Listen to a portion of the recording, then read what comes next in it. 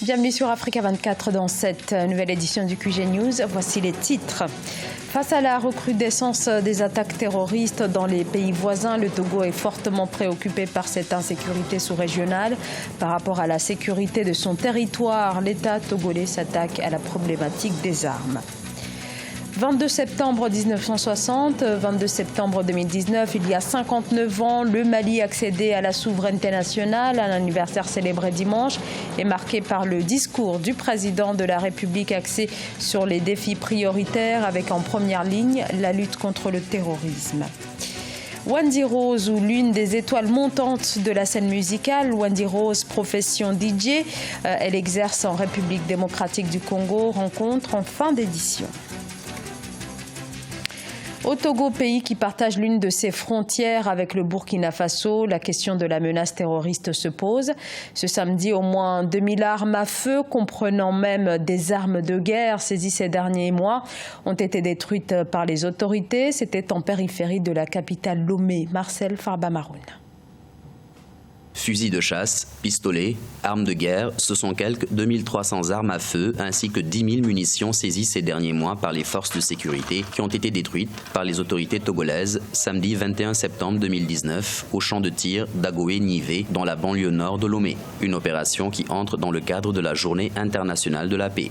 Le gouvernement, en prenant la décision de brûler ces armes qui peuvent toujours faire mal, réaffirme sa ferme volonté, son engagement et sa détermination à préserver la paix, élément essentiel pour le développement d'un pays. La multiplication des attaques notées au Burkina Faso, dont la longueur de la frontière terrestre internationale continue avec le Togo est estimée à 126 km, a poussé les autorités togolaises à entreprendre une série de mesures visant à contrer l'avancée des attaques terroristes dans leur zone. Un comité interministériel a été mis en place afin de lutter contre les risques de propagation des violences djihadistes en provenance de pays voisins.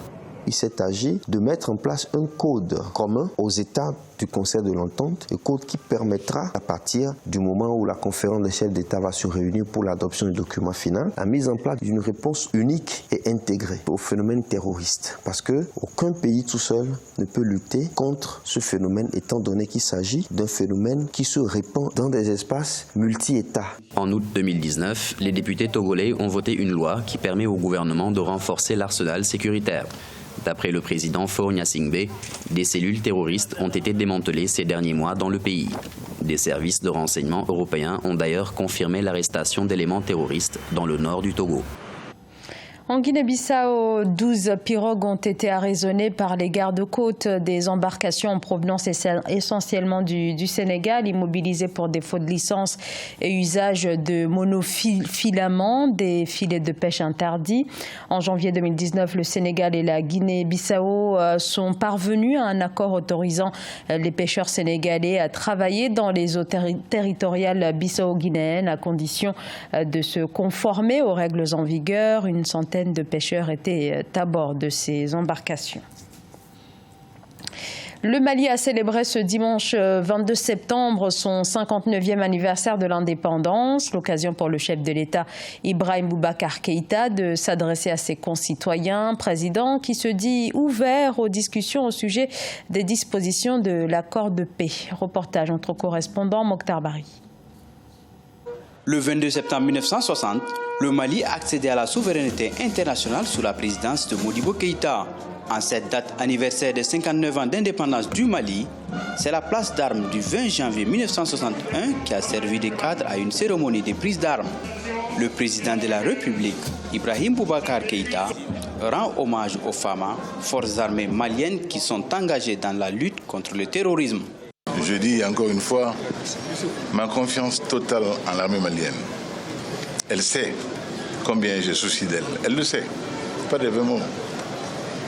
Et elle sait quelles sont les mesures qui ont été prises depuis que nous sommes là pour la revigorer, pour la réconforter, pour qu'en cas de besoin, les familles soient confortées et réconfortées. Le chef de l'État, tout en exhortant les forces de défense et de sécurité à la rigueur et au professionnalisme, a rappelé les efforts consentis dans la lutte contre le terrorisme. Vous avez vu dans le défilé, ces jeunes qui sont réunis dans l'armée, ça préfigure l'armée reconstituée. Et l'armée reconstituée, le Mali retrouvé, Le Mali fraternel plus que jamais. C'est ça le Mali. Cette cérémonie s'est tenue dans la ville militaire de Kati, à une vingtaine de kilomètres de Bamako. Les populations et même le chef de l'État n'ont pas résisté aux cadences des soldats chantant les louanges du Mali. Au Burkina Faso, après des mois de péripéties judiciaires, le Congrès pour la démocratie et le progrès, le parti de l'ancien président Blaise Compaoré, a tenu son congrès extraordinaire dimanche. La justice a en effet finalement autorisé la tenue de cette rencontre du CDP, marquée par la relecture des textes du parti, mais aussi par l'exclusion et la suspension de plusieurs militants frondeurs. Toujours au Burkina Faso, 75 millions de francs CFA, c'est le montant de la redevance annuelle que devront s'acquitter les chaînes de télévision privées afin de pouvoir diffuser leurs programmes sur l'ensemble du territoire à travers la TNT, la télévision numérique terrestre. Les détails dans ce reportage de notre correspondant Jean-Paul Ouedraogo.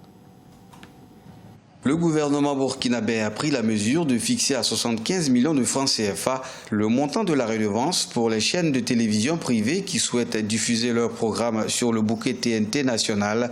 La décision datée du 17 septembre 2019 émane d'un communiqué du comité de pilotage de la TNT, duquel il en ressort également que les télévisions confessionnelles connaîtront une baisse de 25% des redevances à payer.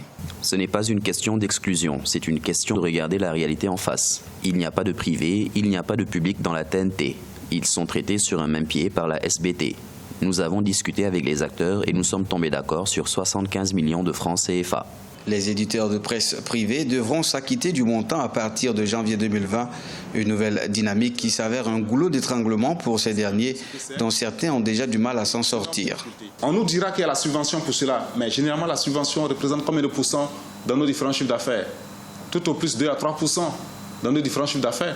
Donc cette subvention ne suffit pas pour compenser le sacrifice que ces médias privés consentent pour promouvoir la culture et partant les valeurs burkinabées. Donc c'est pour dire qu'il ne faut pas voir en ces entreprises que de simples entreprises classiques.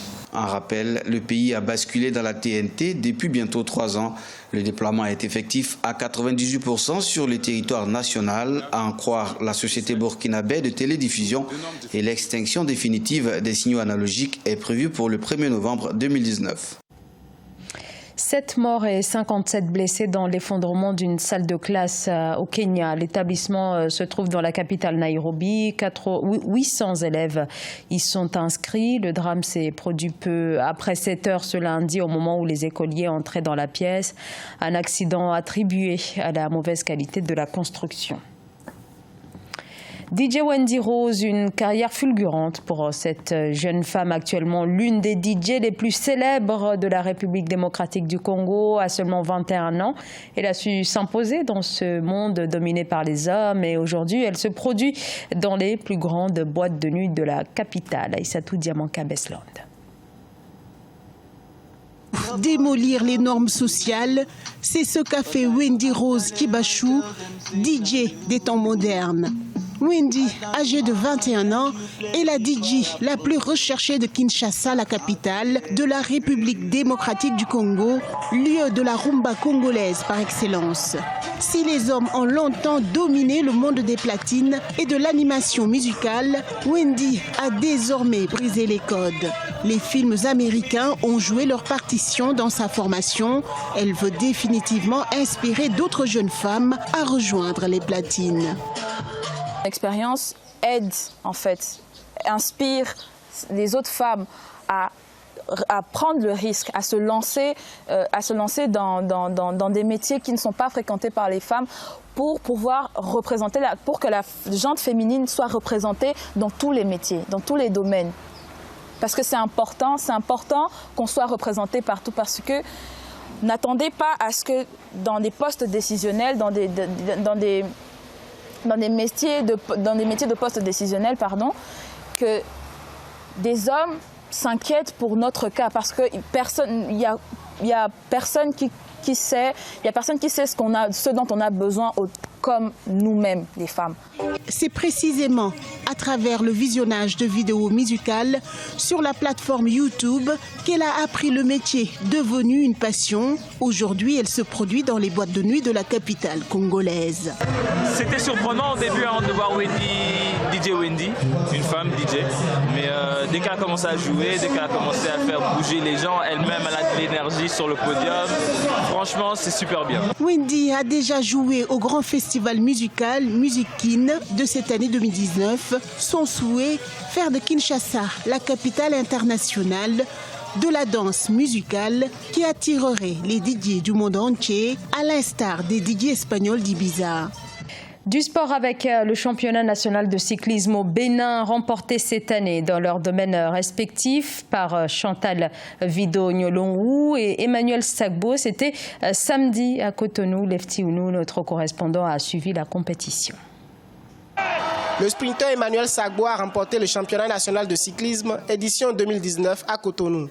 Athlète du club Espoir Vélo et par ailleurs capitaine de l'équipe nationale de cyclisme, il a monté sur la première marche du podium final. Il a parcouru 94 km en 1h48 minutes 36 secondes à la vitesse moyenne de 37 km par heure. Il y avait une échappée au début, donc c'est après avoir annulé l'échappée que je suis sorti et je suis parti en échappée seul. Et de là, j'ai mis le roulement et j'ai pu remporter la victoire aujourd'hui. Les cyclistes Idrissou Bachiki et Romuald Soudi ont obtenu respectivement la 2e et 3e place au classement général avec une moyenne de 36 km par heure. Du côté des femmes, Chantal Vido-Nyolongu a parcouru 35,25 km en 1h32 minutes à la vitesse de 31 km par heure. Je me suis donné à l'entraînement.